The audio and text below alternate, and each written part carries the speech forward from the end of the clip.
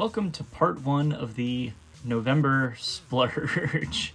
So, in this very short bit of November that we have been in, I have now gone on 3 separate game store trips, which is absurd even for me. Dedicated game store trips, I love planning out, different mappings, different routes, but normally that's like a once or maybe twice a year thing, but I've gone on 3 just in November, along with one that I did in like March and another one that I did in August with friends.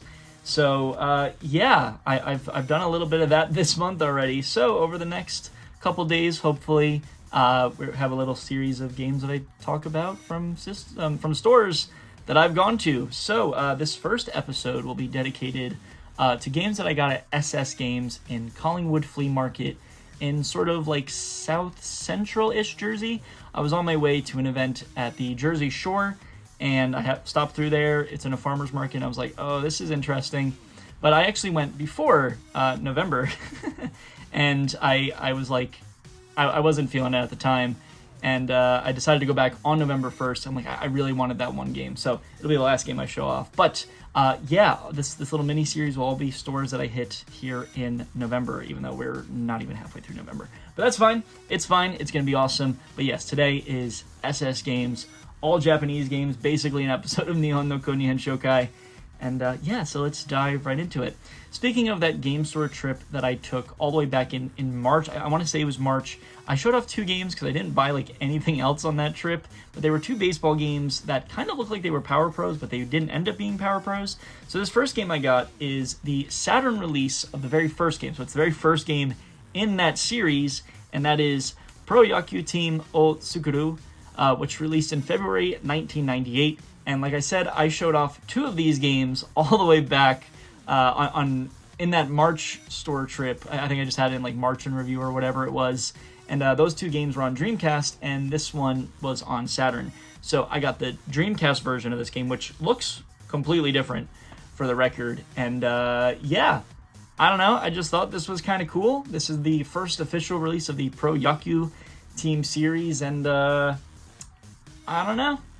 I thought it was neat. He's a funny looking dude. Hopefully my ring light isn't getting too much in the way. We're going to check that later. But this is cool. Random Saturn game. The next game is I have 2 Dreamcast games too. Yeah, 2 Dreamcast games. And this first one is pretty interesting because I was never really a Sega kid. I mean, the last game was a Saturn game. But like all these weird Sega peripherals or games that released for the Saturn that did other things, I'm not at all familiar with any of them. I know my Nintendo, I know a little bit of Sony, but I know nothing about Sega stuff. So this next one, a Dreamcast game, is Dream Passport 3, which released in April 2000, and it is literally access to an internet browser for the Dreamcast, starting with Dream Passport 1 in 1998, then Dream Passport 2 in 1999, and this one was the last official one, I'm pretty sure, but they did also have other ones that were branded. Lots of licensed ones, like I think there's a Hello Kitty Dream Passport. I believe there's a Sakura Wars Dream Passport, and these were only released in Japan. So pretty neat, kind of just random. Obviously, this doesn't work anymore, but I thought this was cool. I thought this was pretty neat. The games in this episode a little dry, but I promise as this little mini series goes on over the next couple days, we'll definitely pick up, and I'll have a lot more to say about some of those games. But regardless, we continue. The next one is the last Dreamcast game, and then everything else will be on a completely different system. And this is J-League Pro Soccer Club o Tsukuru 5, also on Dreamcast, which released in September 1999. So this is, as it sounds, a soccer game for Japan's J-League, which is their soccer league. And it's also, I'm pretty sure, part of the Tsukuru series that we talked about above. Like the other one was Pro Yaku Team o Tsukuru, and this was J-League Pro Soccer Club o Tsukuru. So I think this is just the soccer version. The characters look different. So I don't know if that's quite the case, but I believe all the games are kind of like sim games. Not so much playing baseball or playing soccer, but more like management sim, which is kind of cool. It's also interesting about this game, but this game, I don't know if you can quite tell, but it's got a like kind of like a foil cover-ish, sort of. I'm not 100% sure. But all the releases that I saw everywhere else had just plain like white soccer ball covers. and I didn't see this one anywhere else. So I thought that was kind of interesting. I don't know if that's just the actual release and that's just the I don't know, digital artwork that they had, but this is pretty cool. It's also like a really thick game. For some unknown reason, it's just a humongously thick manual for a Dreamcast game. So I don't know. I thought this was cool. I liked it because it was shiny. Isn't that why I buy most of these things?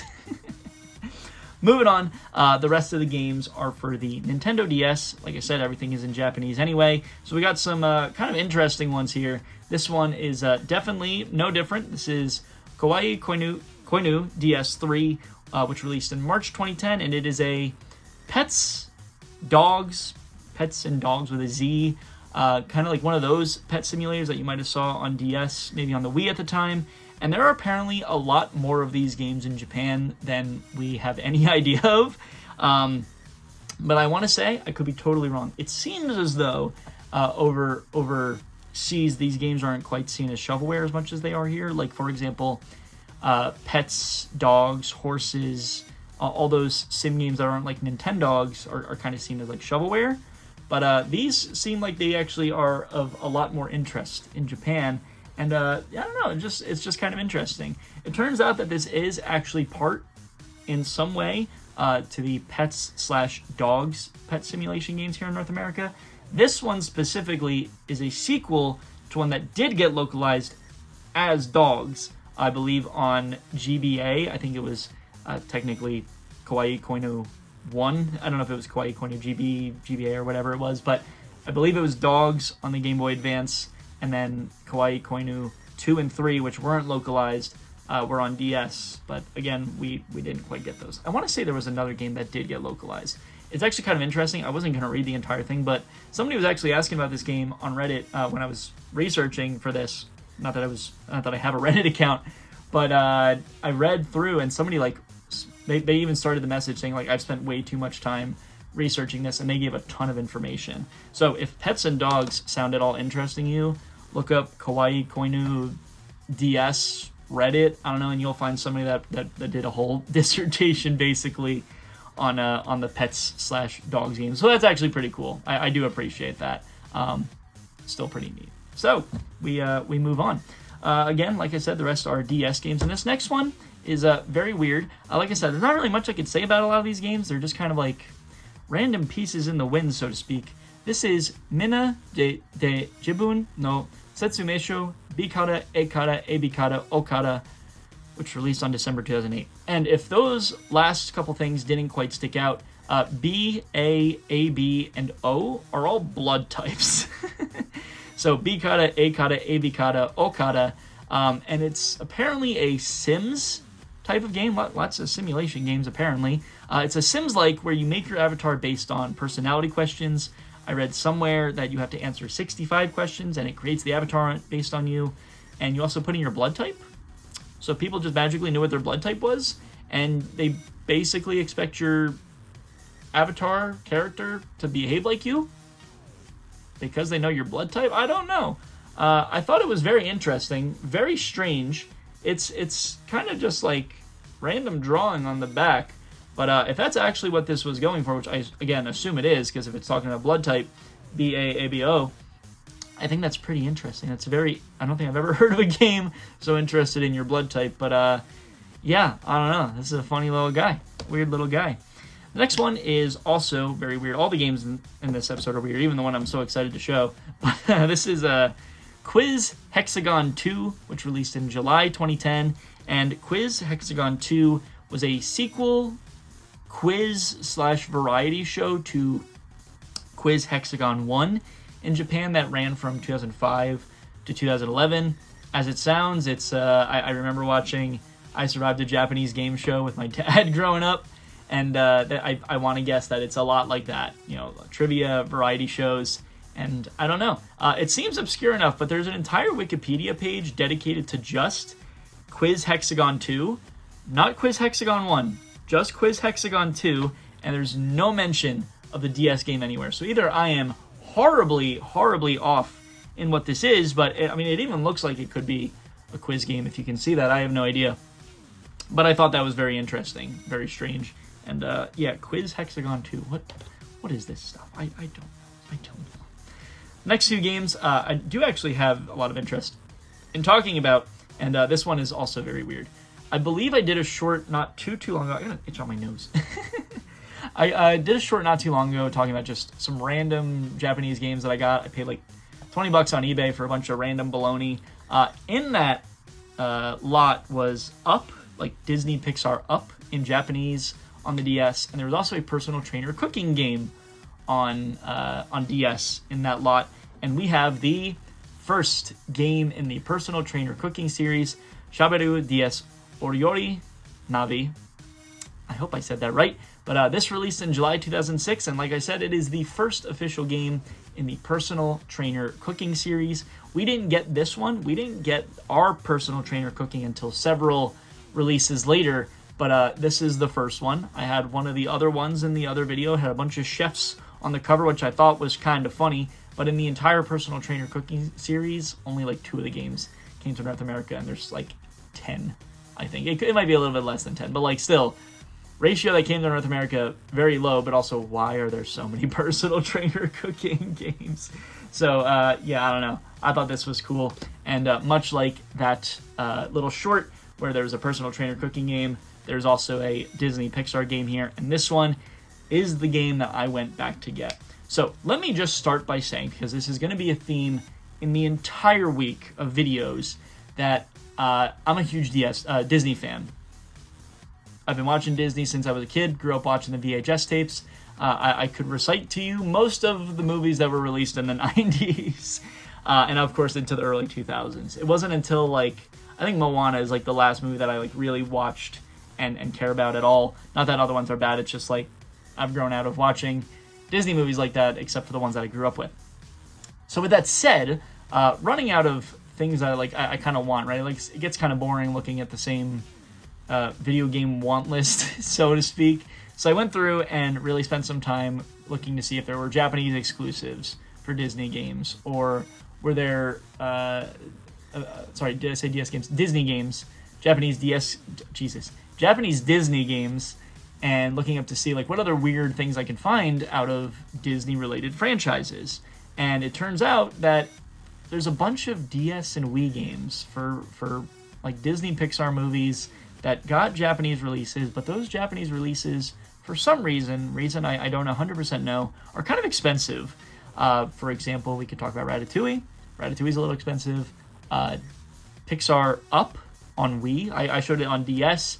It wasn't that expensive, but on Wii it's actually kind of expensive. So kind of funny to see these Disney games be just like expensive or you know, a little higher than what they could be for no reason. So that's kind of funny. So I'm gonna try and do my best to collect a lot of those random variants, or even European variants, or just stuff like that. Not just your plain Finding Nemo on PS2. I have Finding Nemo on PS2, but like not just getting them in English, getting them in all different languages, all weird different variants.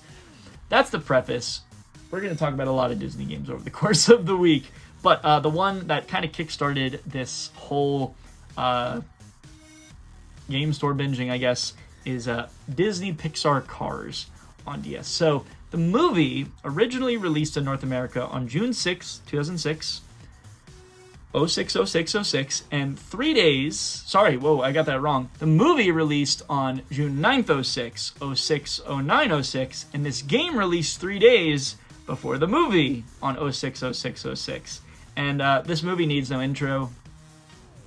Ka-chow. But like I said, this is definitely the start to collecting a lot of interesting Disney variants in any region.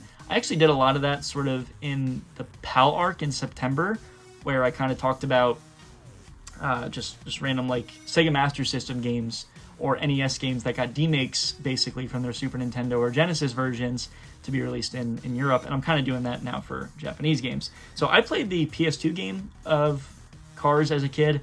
I also had Cars Major National on DS. So I've played Cars before. I love Cars. It's a great movie. I remember going to see it in theaters, leaving like my Little League Baseball game to go afterwards. Like I've randomly vivid memory of that now that I think about it.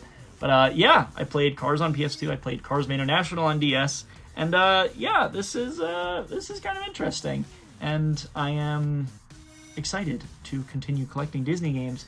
But that's it for the very first episode of this November splurge, if you will. We're going to be right back at it tomorrow. My goal is to put out a video all 5 days this week, Monday, Tuesday, Wednesday, Thursday, Friday. We'll see if I stick to that. But yeah, definitely weird stuff to come. Lots of stuff I'm really interested in showing, so I hope you guys will stick around. And if there's anything I got wrong about these games or anything I missed, please let me know. I would love to continue learning about these games as much as I have hopefully taught you something. So thank you so much for watching, and ka-chow! Welcome back for part 2 of the November Splurge.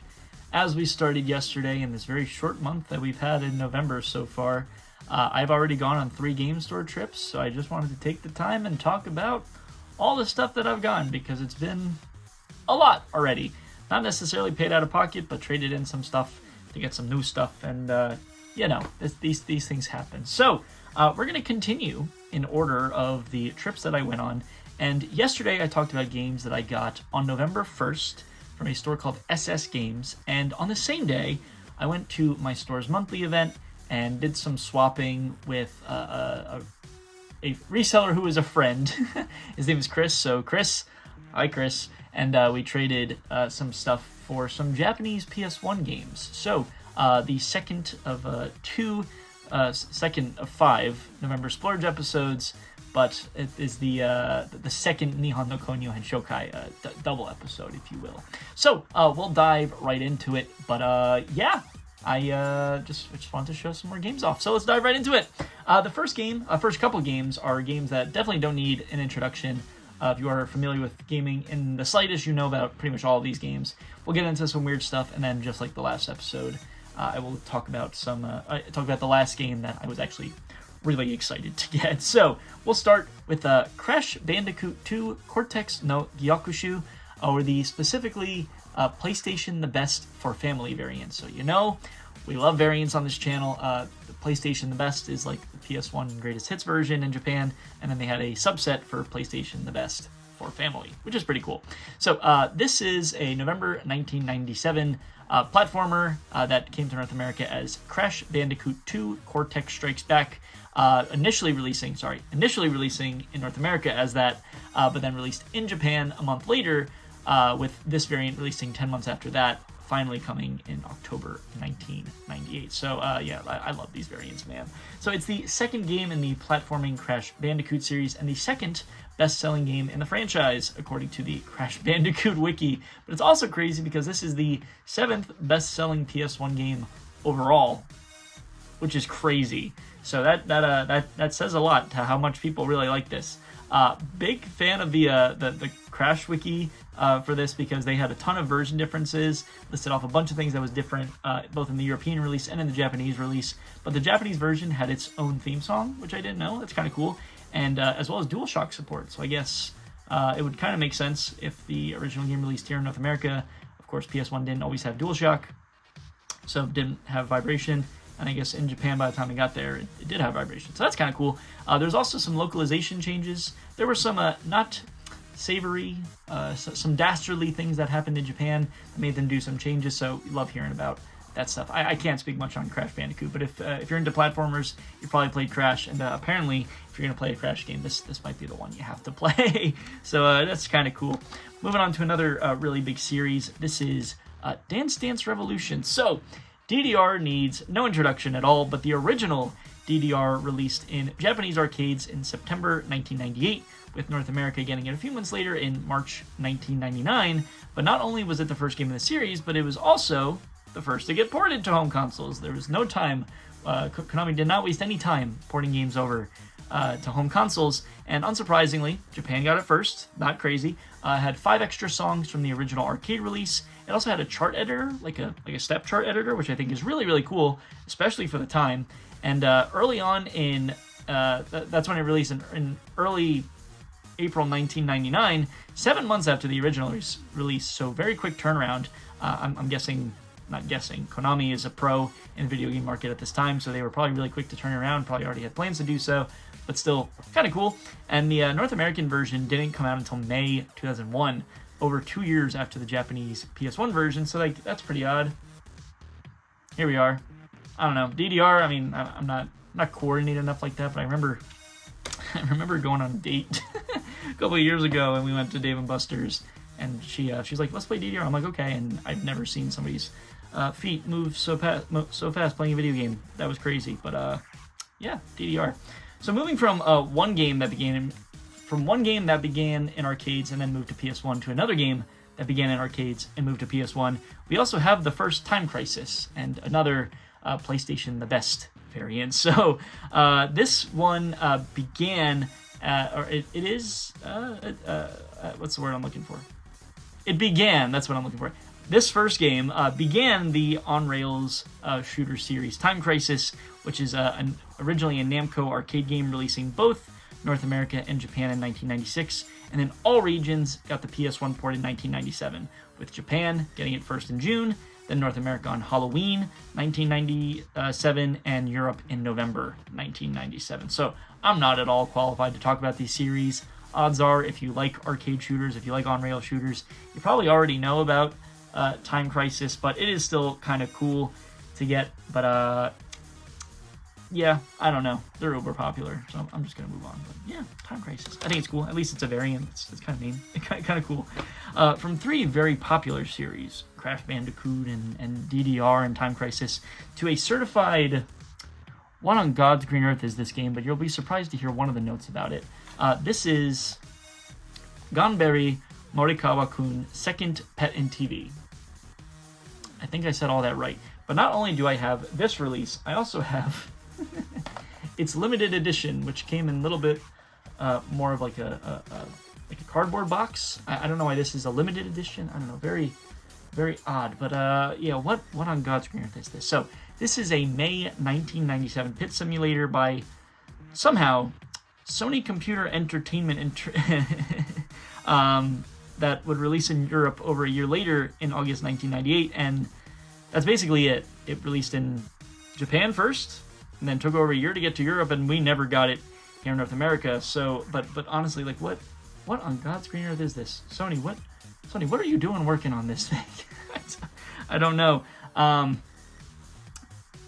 So what happens is you get a Pet in TV. Like the game is called Second Pet in TV. It's not the second game. It's just the first game. But you get this Pet in TV thing, or PIT for short, and your goal is to solve puzzles. It sold as poorly as you'd think, but it did actually get a sequel only in Japan 2 years later. So that's something. But like, I don't know what is this? I have no idea. Like I said, the limited edition just has a different box from the original. And both of these, so not only just the limited edition, but both of them have these like little level/world maps included inside. So I don't actually know what the difference is. I think it's kind of weird. But I did also see that the main release in a store later in the week. So like, again, this was November 1st that I got all these games.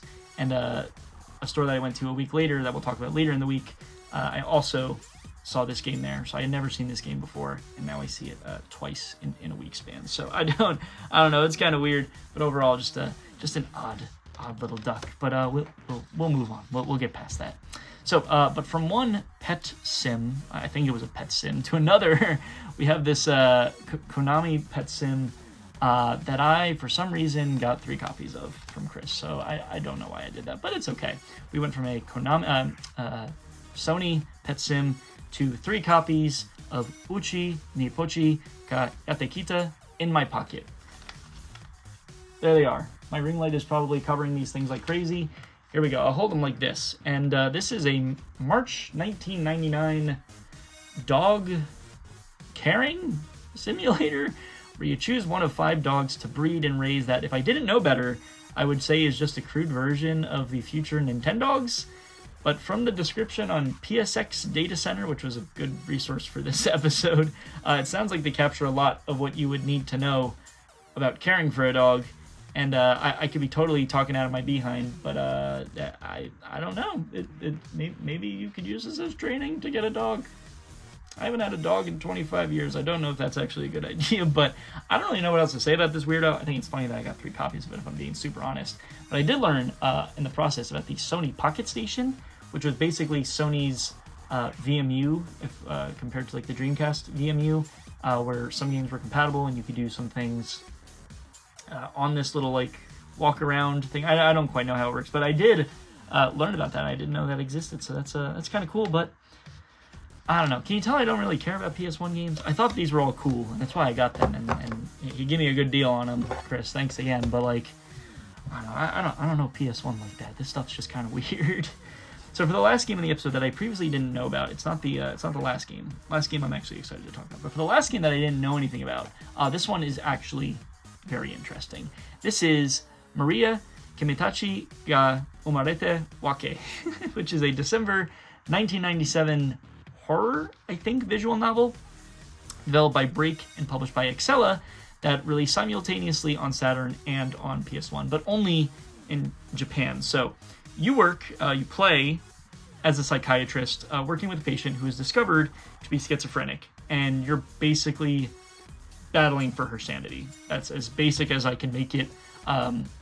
Psychiatry, mental illness, that's like the basis to a lot of horror games, but this is like that. But I don't know, just reading about it, it felt a little different. It seemed a little more interesting. The art is pretty unique, I think. I'm not super well versed in PS1 and Saturn era graphics, but at least compared to other things that I've talked about on this channel, I don't think I've ever seen anything like it. Maybe closest would be like the D that I talked about. Horror game, famous horror game. I think it was D. I can't remember, but closest to that. But like, it looks like it's 3D models in a 2D setting, and there's like a lot of cutscenes, and that's kind of interesting. I don't quite exactly know what I mean by any of that, but like, if you look up Maria on Saturn or PS1, you'll find it. And I don't know, maybe it's comparable to something that I'm kind of missing. So that's kind of interesting. But yeah, it's a game I would never play, but I find it very interesting that between this and some other random horror games on like Saturn and PS1 that I've been like intrigued by, I was like, oh, like that's a cool story, which is crazy because I hate horror in every possible way.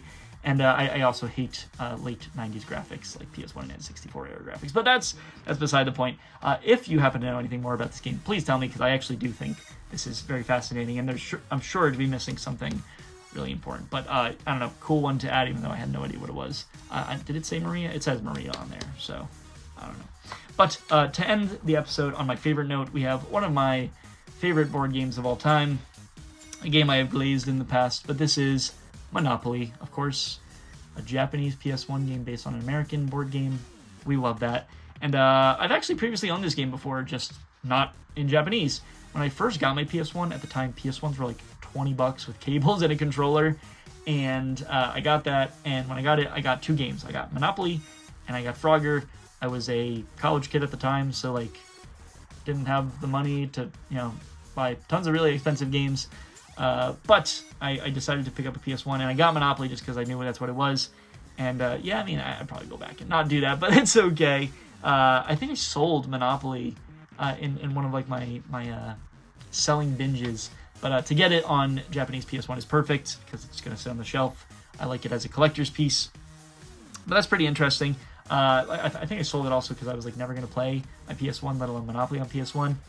Good opportunity for me to say Monopoly Party on GameCube is the best version of Monopoly on home consoles. But yeah, I don't know. I should have kept it just because it was the first game, one of the first two games I had on PS1. But regardless, it's not the first video game adaptation of Monopoly, but this game interestingly released in North America the same day as Time Crisis on Halloween 1997. And we go to Europe in November 1997, and then finally to Japan in early January 1998. So Japan getting it last. That's always kind of interesting when that happens.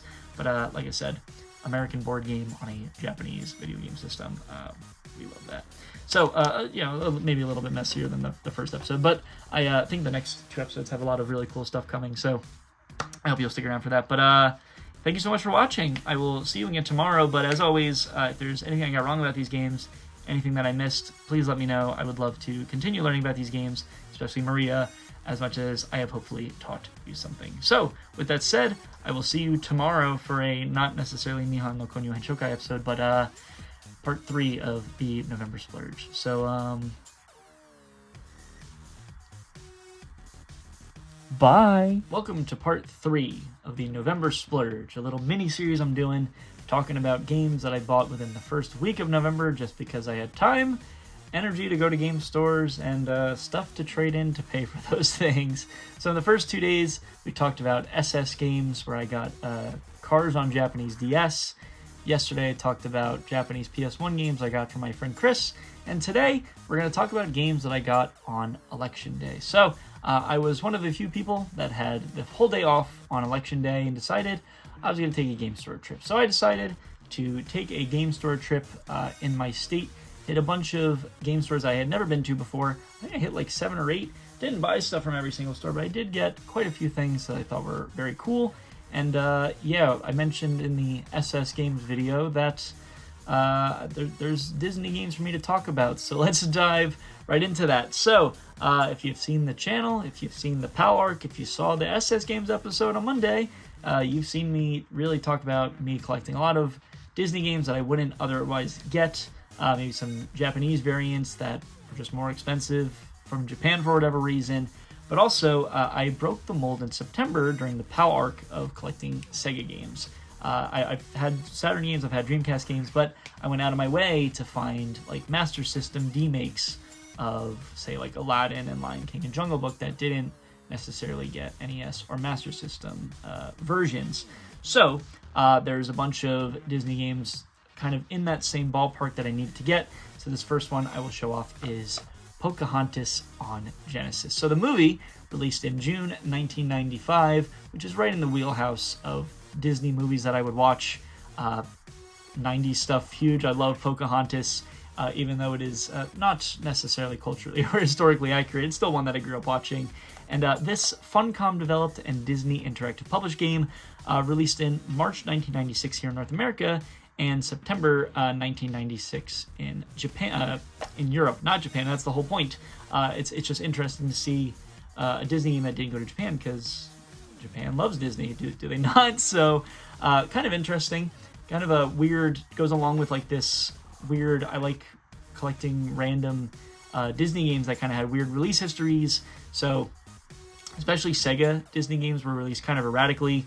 Like I said, the Master System demakes, some Genesis games that didn't get Super Nintendo ports, like for example, like Toy Story has a Super Nintendo port. I'll collect that before I collect the Genesis version. But Pocahontas only has a Genesis version. The Beauty and the Beast games I showed off at Retro Game Con and around there only had Genesis versions. So, like other Disney movies in the era, like I mentioned, there was a Super Nintendo version being developed. It was being developed side by side, but development was kind of behind, and it got so far behind that they ended up canceling the Super Nintendo version entirely based on what a programmer said on a blog spot. So I don't know if that's 100% true, but true enough that I'll take it at its face value. But for example, if this had a Super Nintendo version, I would have collected the Super Nintendo version, just as an example. But it didn't. I believe it is one of 4 Disney games that I'm looking for that doesn't have a Super Nintendo version. Beauty and the Beast were the first 2. This is the third. There's one more that I may or may not be showing off tomorrow that's also in that ballpark. So yeah, I know this one's kind of cool. And also, now that I think about it, there's a Beauty and the Beast game that only got a Super Nintendo version and not a Genesis version. I don't know. I don't know why I thought about that. That's just kind of funny. But there's a lot of info about Disney games just in general, but there's not a lot of info about this game specifically. It's a simple 2D platformer that like reviewed well enough, but this, like I said, this game was just kind of expensive for no reason. So yeah, I don't know. I don't really want to speak much about the game. I don't even have a Genesis to play this on, but I do think it's cool. I think it's pretty neat. There's also a original Game Boy release from 1996 that only released in North America and Europe as well, not in Japan. And I've had that one for years, but I was just kind of like, I'm never going to own a Genesis, so why would I ever buy this? And then I was like, okay, I guess I'm going to have to. So, last Genesis game I'm going to buy for Disney stuff, except for the one tomorrow that I'm going to show off. But also, I would like to get some Mega Drive games. I think some PAL ones, some Japanese ones, but whatever it is, we've broken the mold collecting Sega games. I'll just never buy a system. I don't know. How's that? So it is the last Pocahontas game, though. Pocahontas was very, very few games, kind of similar to Hercules. Hercules only got 2 games, I think. So some 90s Disney movies were huge. Some 90s Disney movies were not. So I'll bundle the next two games together because they're in a similar boat, but they are also both Disney games, and they are, very interestingly, if you never thought I would buy a Genesis game, you probably never thought I was going to buy Game Gear games, let alone complete in-box Game Gear games. And we have The Jungle Book and The Lion King on Game Gear, a system we discussed in a Sega episode earlier in the year, like in the winter or the spring. But basically, the Game Gear is just a handheld, Sega's only handheld system, not including the Nomad, which was just a Genesis on the go. But yes, dedicated Game Gear versions, also both movies I grew up watching religiously, and these timelines are a tad bit different though. So I'll start with Jungle Book. The movie released all the way back in 1967.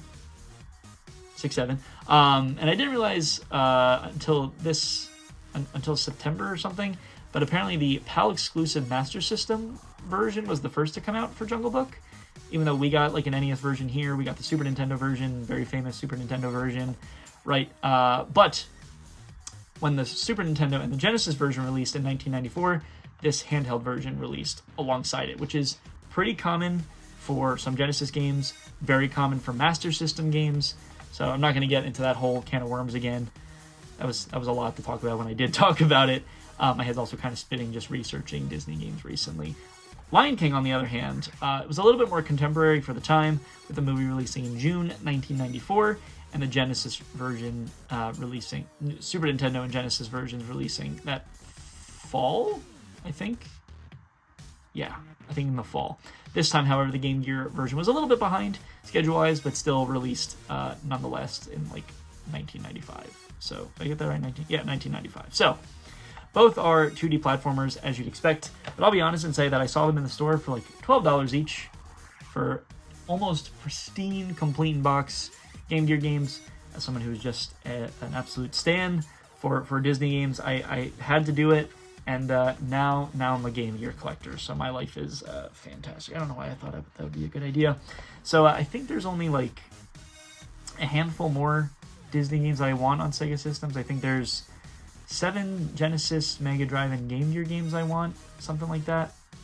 But I don't know, I swear I make good financial decisions. But I did think these were really cool. The other one that I'm missing for sure is Aladdin on Game Gear. So I would like to get another similar version like Aladdin. These Game Gear games are not expensive at all, even complete box, because nobody wants them. But then there's also, actually, now that I think about it, the Genesis game we talk about tomorrow also has a Game Gear version that we'll talk about that I also want to get. But anyway. Disney, I think we're done talking about Disney for this episode, but yeah, let's completely switch gears and let's talk about a game that I am not qualified to discuss on a system that I'm also not really qualified to discuss, but I could talk a little bit more about that. So this is Final Fantasy II on WonderSwan Color. Okay, so we talked about the WonderSwan way back on like a random Nihon no Konyuan Shokai short. But famously, the WonderSwan was Bandai's Japanese exclusive handheld system meant to rival the Game Boy line in the late 90s and early 2000s. And it's a fun little niche piece of Japanese gaming history at this point. No, I don't think there are any Disney games on the WonderSwan, but there are like 200 games total between the WonderSwan and the WonderSwan Color upgrade that I think was in 2000. I think the regular WonderSwan was 99 and the WonderSwan Color was 2000. But it was also very famously worked on by Gunpei Yokoi, who is also famously known for working on a lot of early Nintendo systems. For example, like he's widely credited with like designing the Game Boy. Even though I think I watched a video about that it's like not 100% true. Whatever it is, WonderSwan, if you have any interest in Japanese games, is just an interesting piece of hardware or gaming history just to talk about. And I would love to get deeper into the WonderSwan library, but regardless, the system has a ton of really big franchises on it, which is probably due in part to just Bandai being a really big company back then and still now, so they probably had the means to get a lot of game franchises that they wanted, and Final Fantasy is obviously one of them. So, the game originally released on the Famicom in 1988, but this version didn't release until 2001.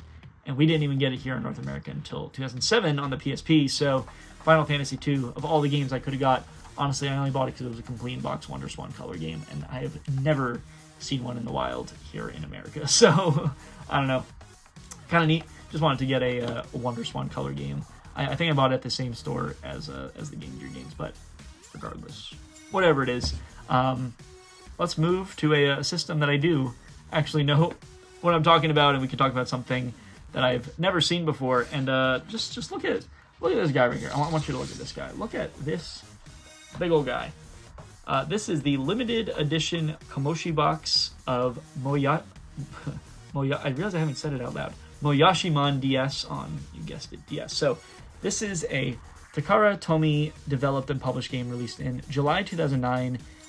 Both this version and its regular release, which I think is based on a Japanese media franchise. I don't even know the best way to hold this guy. Based on a media franchise called Moyashimon Tales of Agriculture, which started as a manga in 2004, and like every Japanese media franchise, had anime and films and blah blah blah.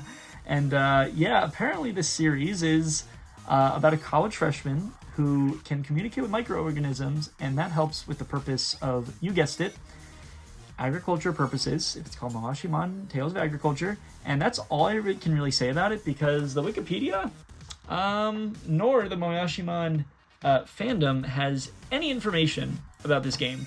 There is a Wikipedia page, there is a fandom, but neither contain a page, contain even a mention of a video game. So that's weird. It's still really cool to get a weird release like this, because this is just a big old box. Like, this doesn't really happen here in North America. And this game is actually like brand new. I don't know if you can really see it. There's a little bit of wear and tear, mostly because of the store it was in, and it just was kind of just sitting around on the floor, not really properly well cared for. But on the inside, the game itself is still sealed, which is crazy.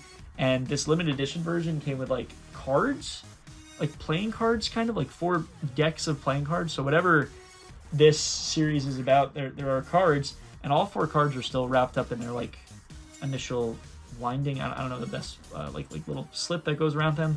I can't properly explain it, but yeah, this game is like basically brand new, and I didn't really know what it was worth.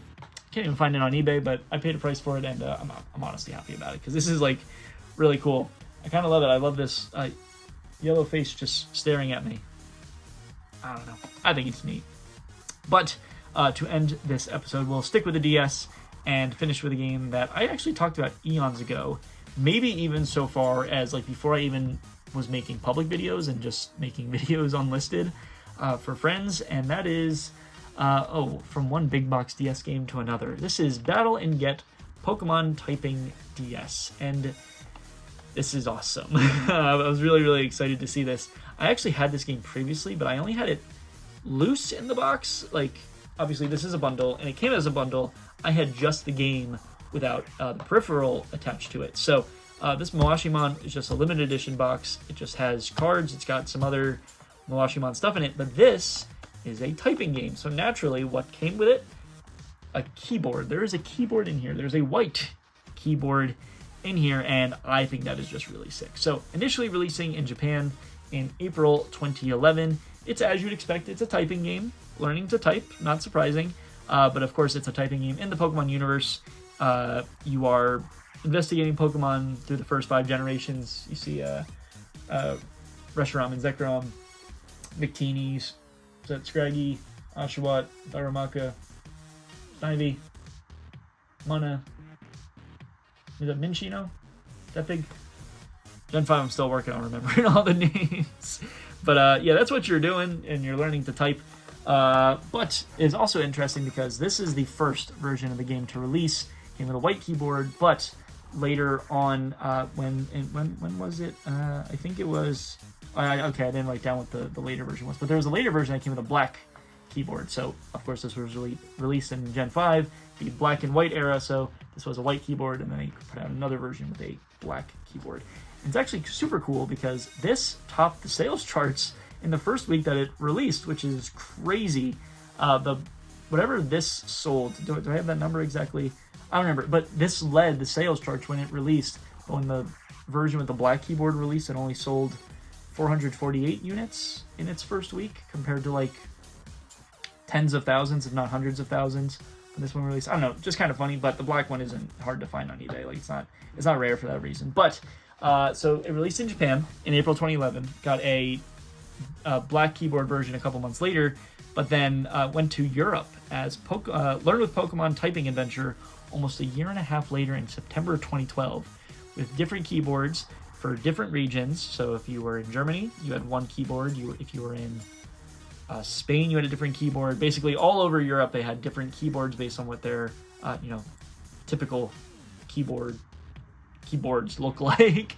But Japan all had the same keyboard, except for the color, of course. But yeah, I don't know. If somebody were to collect these, this would be a nightmare to collect for trying to get all the different varying keyboards. Don't tempt me, I might do it. But yeah, there's no North American release for this thing for one reason or another. We got typing games on PC, so maybe that's kind of why, but I don't know if we got a typing game on PC in Gen 5. I highly doubt that. But yeah, I don't know. Kind of neat. The back half of this episode was Japanese games, so maybe this should have been a Nihon no Konyo Henshokai episode. But that's it. So, yeah, that's everything I wanted to show off. 3 Disney games, a Wonder Swan color game, 2 big box Japanese DS games. I think that's pretty interesting. But yeah, I hope you enjoyed this video. Thanks so much for watching. If there's anything I missed about these games, anything I got wrong, please correct me. Please tell me more. I would love to continue learning about these games or the Wonder Swan color as much as I have hopefully taught you something. So with that said, I will see you tomorrow for part 4. But until then, bye. Welcome back for part 4 of November Splurge, the little series that I'm doing this week of games that I bought within the first week of November just based on different game stores I went to. On Monday, we talked about SS games. I got Cars on Japanese DS. On Tuesday, we talked about a bunch of Japanese PS1 games, including Monopoly. Yesterday, we talked about a bunch of game stores that I hit on Election Day. So, Cars on 3DS and the PS1 games was on Saturday, November 1st. The last video was on Election Day, which was November 4th.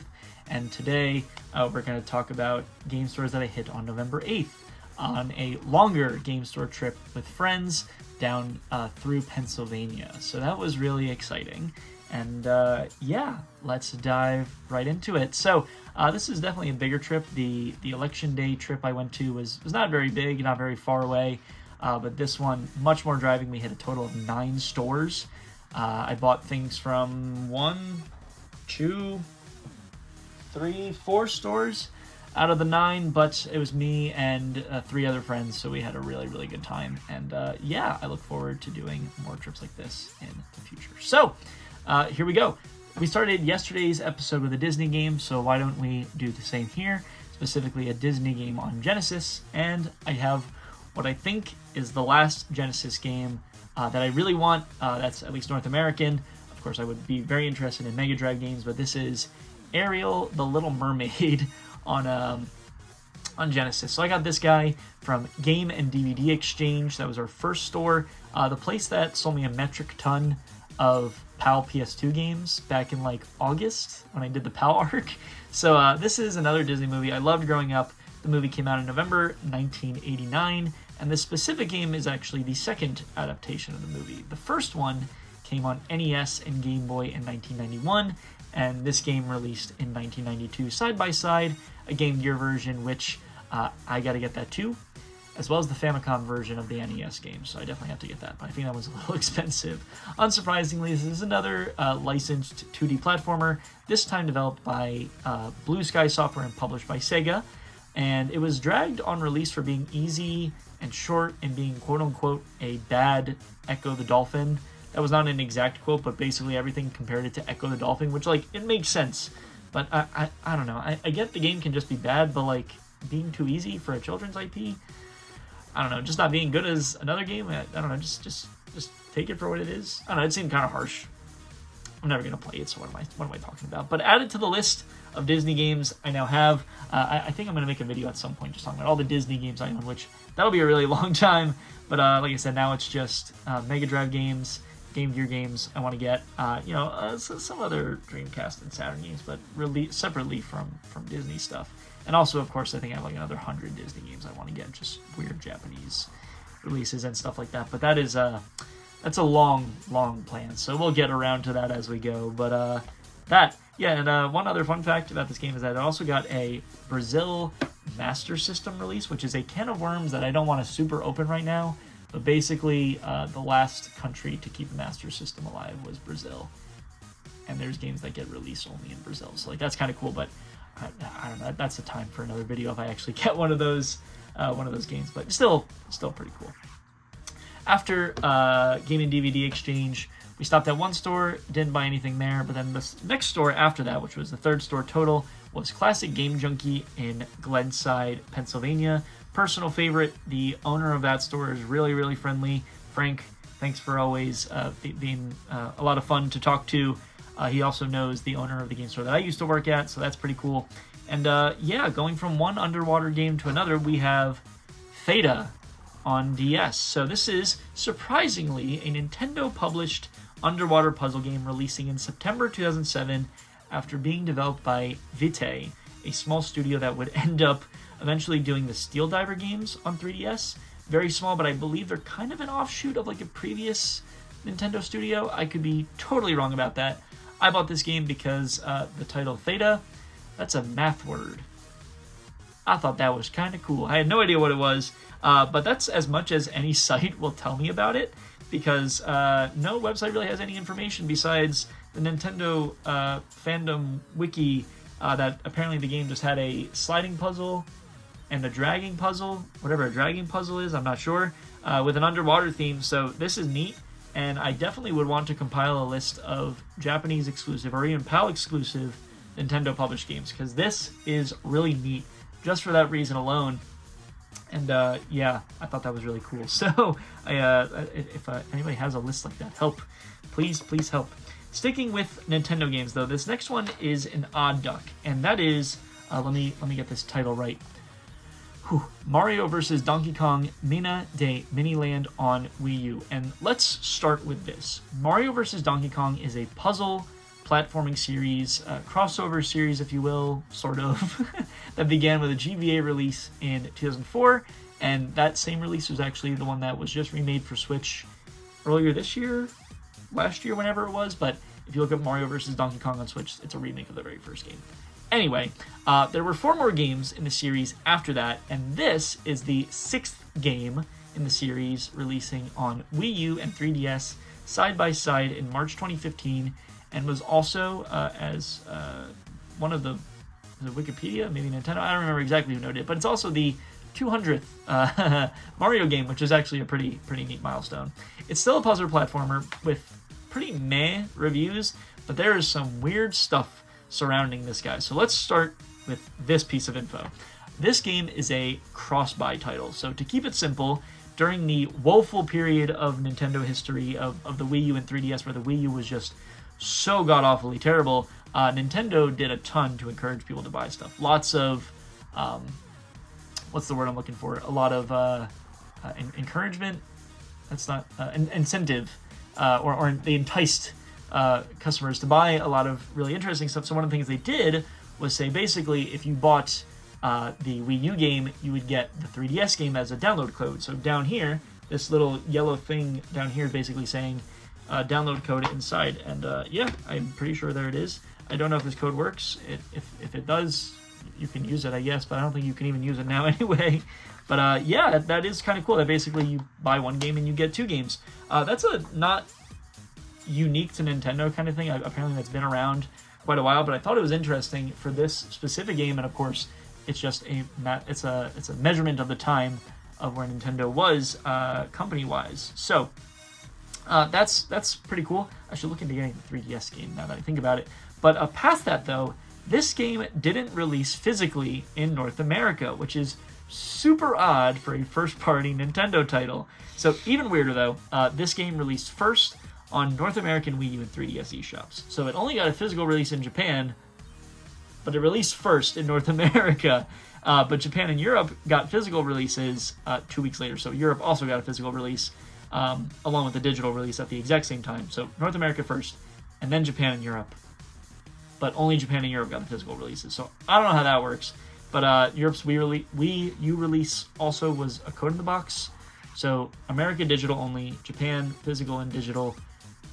Europe physical and digital, but the physical was just a code in the box. So super yikes. And I'm not at all into the Mario versus Donkey Kong games, but when I saw this physical game that I like didn't fully recognize, I knew it was Mario versus Donkey Kong, but I would know like what the game was even just based on a Japanese cover, and I didn't know what it was. So I thought that was really interesting.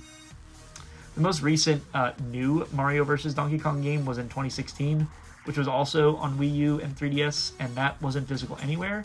So I don't know, Mario vs. Donkey Kong is a lot weirder than I thought. I don't really remember it as a kid at all. I know I didn't play it, but clearly they just tried to put it on Switch and see how it would sell, see if it was worth making a new game. But just, yeah, I don't know. I thought that was interesting. I'm definitely going to look into the 3DS game. I don't know why I didn't think about that beforehand, but still super neat. So another super odd Wii U release as whatever the heck this is, and this is the Family Party Simple Series for Wii U Volume 1. So again, let's do some background. And the Simple series is a budget line of games extending as far back as the PS1 and apparently still alive and well, at least as of 2023. I actually have a small handful of Simple series games on PS1 and on PS2, Japanese PS1 and PS2 specifically. Simple was not here in North America, but we did get ports, as I'm about to mention. So, overall, just I'm a little confused by the Simple series because, like, I don't know. Like, this was also. Let me get to this next part. But this game would come to North America and Europe as Family Party 30 Great Games Obstacle Arcade in Europe first in November 2012, before releasing in North America a week later in December 2012, albeit with the same title, which is completely and totally shovelware in North America. But then this game releases in Japan 2 weeks later with this much odder title that adds Volume 1 at the end.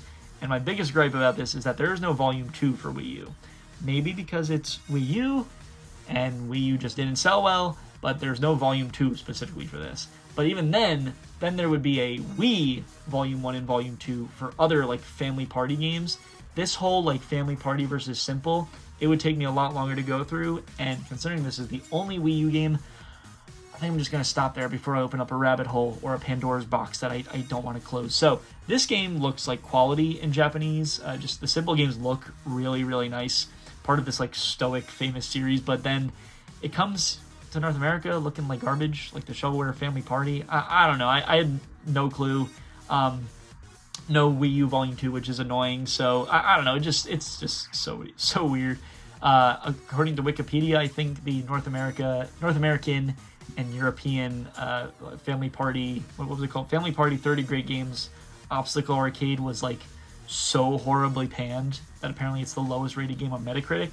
That's what Wikipedia says. I should have double checked it, but we're talking like 11 out of 100 points, which is, like, really, really bad. So this one is really, really weird. This is a rabbit hole to go down if you're at all interested in the Simple series, but I think this is the only one on Wii U.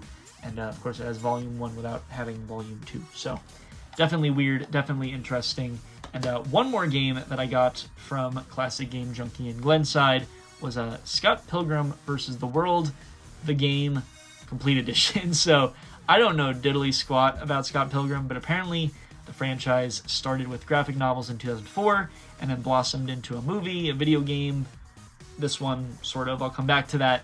And an anime. And I only got this because I have a friend who loves Scott Pilgrim and has been clamoring for me to play it. So now I finally got it. I was able to trade stuff in to get it. Because it's a little expensive for a game that I wasn't going to play otherwise. But now I finally have it, and we can finally play it. So the original game released on Xbox 360 and PS3 in August 2010, only digitally. And that would then get a complete edition, initially releasing digitally on PS4, Xbox One, Switch, PC, and of course, Stadia. But then Limited Run handled the physical releases for Switch and PS4 in that following spring. When did I say that was? In August 2010? Yeah, the following spring. So I think I got that right. I'm pretty sure I got that right. I think this one's also technically the Best Buy cover. Limited Run has a working relationship with Best Buy, so I think that's the case. But whatever it is, the game is a side-scrolling beat-em-up. And we'll see how this goes.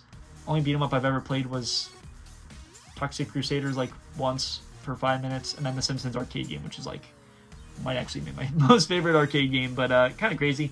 If you're familiar with Scott Pilgrim, there's a new game coming out on modern systems next year, Scott Pilgrim EX, I think. So glad I finally got this. Now I can finally play the game, even though I am not gonna know what I'm doing.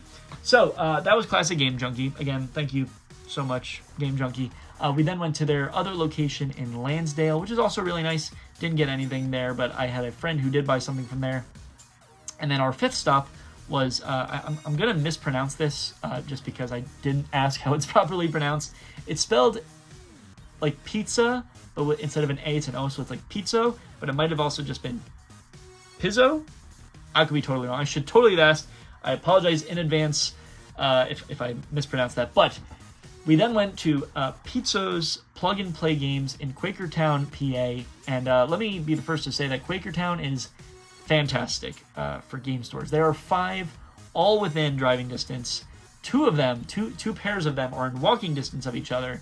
So you could get through all 5 stores within like 3 hours. I will be the first to say that some of the other stores in the area, none that I talk about, are a little more pricey, but they have the stock to back it up. But just in general, I really liked this store.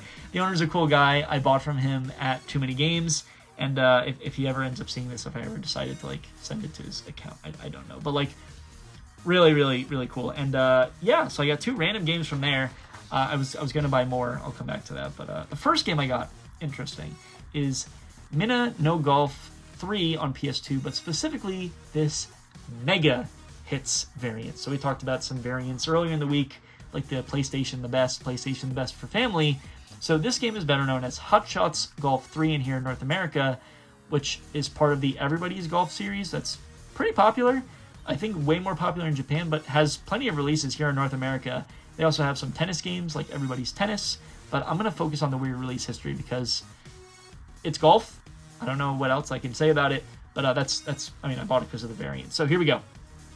The game initially released in Japan in July 2001 as the first game in the series, in the Everybody's Golf series on PS2, which is cool, and it would then take 8 months to come to North America in March 2012. Okay. Publisher, Sony Computer Entertainment Incorporated, must have been a little funny for this game because not only was this the first game released in South Korea after the North American release, it was also the first game and only game in the series to not release in PAL regions, like Europe. So that is very interesting, very odd. But then there was also not a greatest hits type release, despite the game being popular, with it instead getting this Mega Hits label. It's like kind of gold, and then like gold writing on the side. And I've never seen this before. Japan has tons of like greatest hits type labels from multiple different companies. So I think that's really cool, but like this was a Sony game, Sony published game that I've never seen a label like this. So it's just so odd to me. But it was $5, so like I had to. And yeah, I don't know. I think that's neat. I've been looking far and wide for a Mega Hits or Ultimate Hits. If anybody has lists for those, please let me know, because I would love to collect more variants like that, because that's really neat. The other thing that I got from Pizzo, and I mean, this wouldn't be a complete episode with talking about more Disney. This is the Toy Story UMD. Okay. I did not even know this existed. I've never owned a PSP. We talked about PSP games last week a couple weeks ago for the Otome series, and I don't really know a PSP like that, but I do know that on the PSP they released there was a media format called the UMD. I think Universal Movie Disc. I think I got that right. But it was basically Sony's proprietary mini disc that they could put movies on. So not only did PSP games come on these UMDs, but full-on movies came too. And any movie that you could think of that was released in that era, like I can think of Click, I can think of Jackass, I can think of Beavis and Butthead. Anything that might have gotten a DVD release at the time, there might be a UMD release of it. So I didn't know this existed. I'm a huge Disney fan, as you know. I am a huge Toy Story fan, which I may or may not have mentioned that in the past. This might not be Toy Story 2, which is the greatest movie of all time, but Toy Story 2 didn't get a UMD release. But I'm super happy with this. It was a little rare, I think. I like I said, I never even knew it existed, so I thought that was super cool. But this was my first time visiting Pizzo's Plug and Play Games. So thanks so much if I decide to send this video to you. But whatever the case is, I am, like I said, I hope I'm pronouncing the store right. But also, they're opening a second store called Hard Hat Games in East Greenville, Pennsylvania. I think I got that right. Pretty soon, so I look forward to checking that out soon. And yeah, I also like 100% have to go back. He had tons of Japanese PS1 games that were like $5 to $10 and so well priced. Super friendly guys. So yeah, definitely of all the stops that I went to on that game store trip on November 8th, it was definitely my favorite stop. So thanks so much. And yeah, hopefully I can stop back there too. After Pizzo's, that store is next to a farmer's market, so we went to the farmer's market. That store, not super much of a game store, more of like a video store, but like tons of really cool videos. That's called Video Bonanza. Oh, sorry, DVDs. A lot of really cool DVDs, stuff I've never seen before. Video Bonanza. There's a card store in the farmer's market too, which is pretty cool. Very different from the farmer's market I talked about when I got cars on Japanese DS. And then we stopped at, we hit 10 stores maybe? Maybe it might have been 10 stores. Then we hit, also in Quakertown, Planet Retro, video games, and Doghouse Gaming. Planet Retro was also new to me. Lots of really cool stock. Doghouse Gaming, also really cool stock. That store has actually come a really long way. I've been to Doghouse Gaming 3 times. First time I went was, he was actually in the same farmer's market as Video Bonanza and Pizzo's. But then he moved to an actual location and then has since made that store look a lot nicer. So it was cool to see that store grow as an entity. And then after that, we went to RC Video Games in Bethlehem, which I had never had a chance to go to, but now I could say I went there. And for our last stop of the day, we went to the game store I used to work at. And this game needs no introduction. It's one I had been eyeing up for a while, and I'm actually kind of surprised that I don't have it. It's just Mario Kart Wii in Japanese. That's it. And yeah, this specific release originally came with a Mario Kart wheel bundle. I have wheels somewhere, but I don't know why I didn't have this, to be honest with you. I don't really care about the bundle so much for this, but I was just surprised I didn't have Mario Kart Wii on Japanese Wii. So I don't know, kind of cool. I have good memories of playing this at like family get-togethers with friends. This and Mario Kart DS was a big part of like summer camp life growing up, so that was cool. And yeah, I don't know, it was a good way to end our game store trip that day with a good store. One friend bought a ton of amiibo from there, so that was cool. But yeah, it was a really productive Saturday. Lots of stores I had never been to before, lots of stores I went back to, and I got a lot of cool stuff. And yeah, this series has one more episode, assuming all goes according to plan, and I can record the video for tomorrow. So with that said, that's everything. I'll see you for one more episode tomorrow. And oh, I forgot to say, yeah, of course, if I got anything wrong or if I missed anything about these games, please let me know. I would love to continue learning about these games as much as I have hopefully taught you something. Bye! Welcome back to the finale of November Splurge, this little mini-series that I've done this week on games that I got in this very early part of November. On Monday, we talked about games I got on November 1st. November 1st, I went to a store and a farmer's market called SS Games and got Cars on Japanese DS. I was really excited about that. The same day, we talked about it on Tuesday, I got some Japanese PS1 games from my friend Chris. And we ended that episode with Monopoly on PS1, which I love Monopoly. On Wednesday, we talked about games that I got on a game store trip on Election Day, November 4th, so that was fun. And then yesterday, we talked about games that I got on a retro game store trip with my friends. So, a lot of cool stuff this week, and we're going to end it with something that you're probably not expecting. If you watched the POW arc back in September, we ended that little mini-series with games that I got from Sweden, from Concept Entertainment. Super awesome guy Lars, based in Sweden.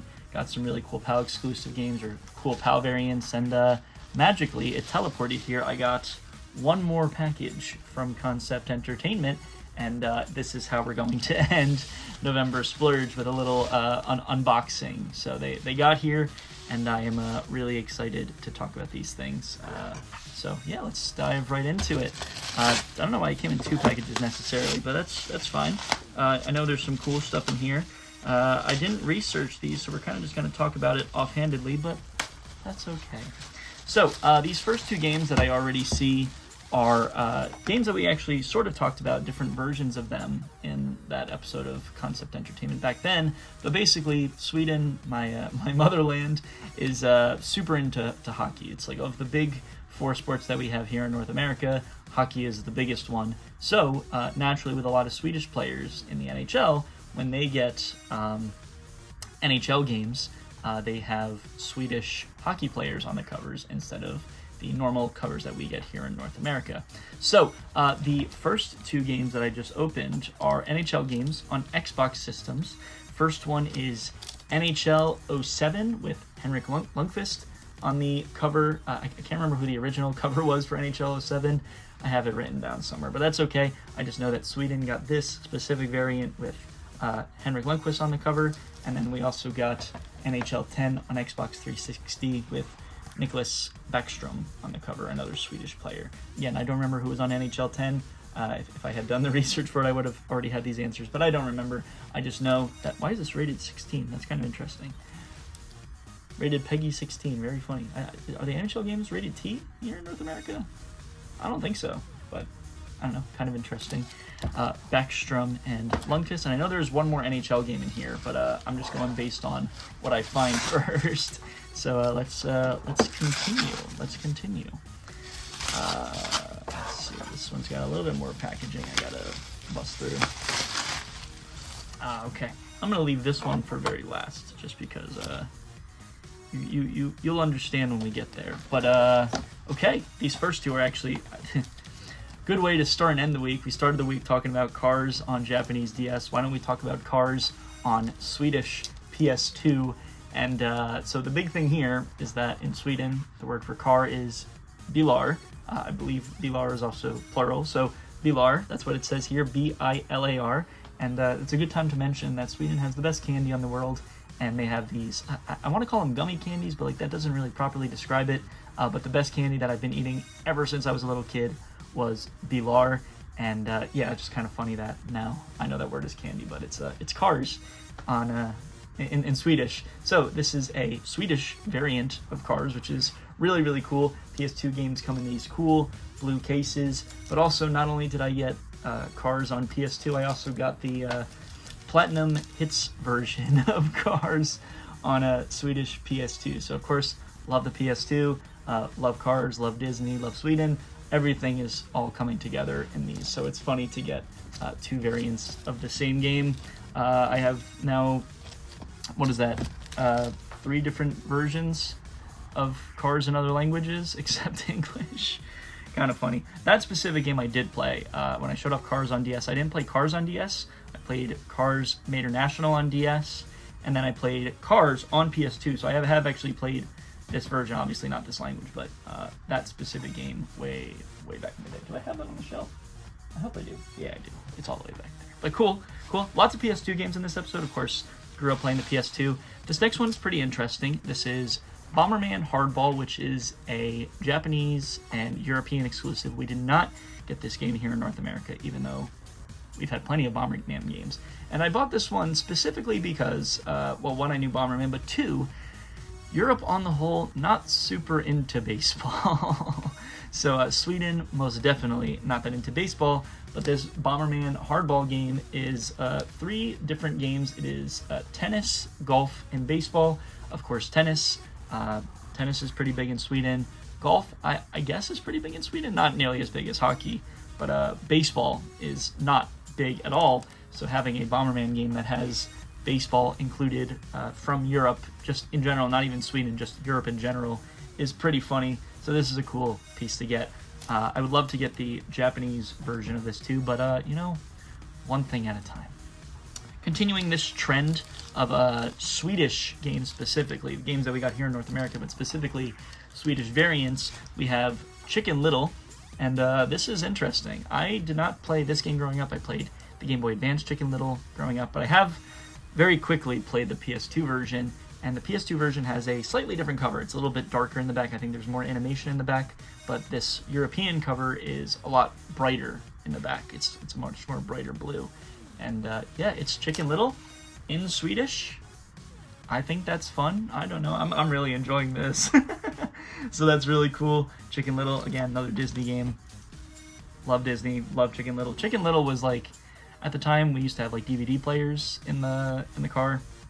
And Chicken Little was one of those movies that like we had in the DVD player in the car, and we just never took it out because it was more work for for my mom or for whoever was driving. So Chicken Little, we probably watched about 150 times in a row just in the car because we never decided to change the movie. So it happens. It happens. The next game is a game we also talked about, I believe, in that PAL arc. I don't know if I got it specifically from Sweden or if I got it from Game and DVD Exchange. They had a bunch of PAL PS2 games at the time. So I don't know if I talked about it then or specifically from Sweden. Whatever it is, we talked about Crazy Frog Racer 1, and now we have Crazy Frog Racer 2. So this is, as it seems, the sequel to Crazy Frog Racer, but I believe we only got one Crazy Frog Racer in North America. Crazy Frog is a lot bigger in Europe in general. Crazy Frog is created by a Swedish musician. And yeah, so Europe got two Crazy Frog Racers. I believe we got this one, not the original, I'm pretty sure. But yeah, this is a neat one. Now I have both. There's also a couple more Crazy Frog games in Europe. I know there's a DS game. I think there's a GBA game that we got. I gotta double check that. But yeah, this is definitely a funny guy. It's a funny guy. We love Crazy Frog. It is ingrained into my brain, that song. So funny. Anyway, going back briefly to the NHL games, we have one more NHL game. I think I actually showed this one off. What does that say? I don't have my glasses on. I can't see, but I think I showed this game off on PS3 when it came from Sweden back in September, and this is just the PS2 version of NHL 08, and with Henrik Zetterberg on the cover, another Swedish athlete. So very cool. There's still a lot more Swedish variants that I need to get. Not all of them are on Concept Entertainment, so I got to work on that. I don't really know where else I would find them besides Concept, because eBay isn't super reliable for that kind of thing, but still very fascinating to get now a third version of it. The second to last game I'm going to show off, and just going along with the other Swedish movies that I watched growing up, but now in Swedish. It is Shark Tale. Yeah, I don't know what else you want me to say about that. Shark Tale, I played this game very briefly when I had it. I think I still have it, maybe?